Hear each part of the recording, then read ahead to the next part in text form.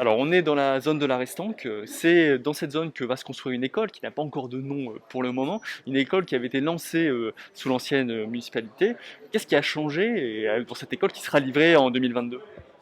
Alors, ce qui a changé, c'est notre volonté de faire rentrer les écoles de Montpellier, toutes les écoles de Montpellier, dans la transition écologique.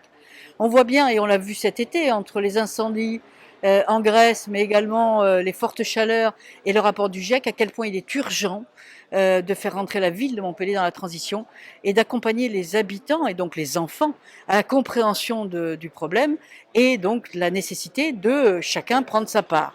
Donc au niveau de cette école, ce qu'on a fait, bien sûr, on n'est pas intervenu sur les bâtiments puisque ils étaient lancés, donc le projet était lancé et en cours de construction.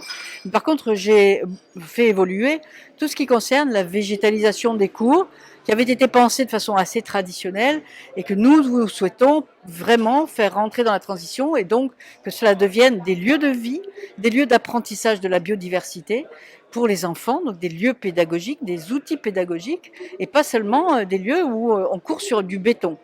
Et puis, bien sûr, des lieux où on puisse se rafraîchir l'été, donc avec une forte végétalisation, avec des plantes grimpantes qui vont créer des tonnelles, rafraîchissant ainsi la cour pour que les enfants puissent l'été être dehors sans difficulté. Quel est le programme sur votre mandat de construction de rénovation d'école? Alors, en gros, Montpellier construit une école par an.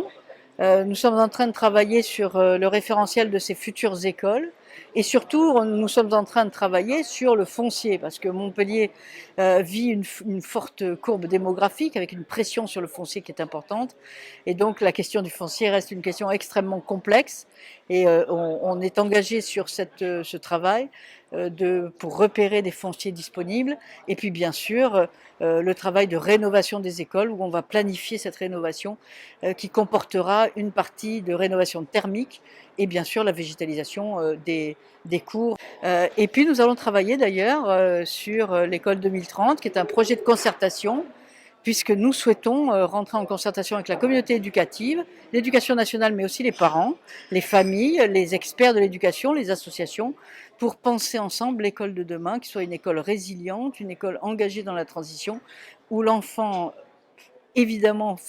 peut acquérir des compétences, avoir un parcours scolaire vers la réussite scolaire, et en même temps, bien sûr, une école qui accueille, une école bienveillante, une école où il fait bon vivre.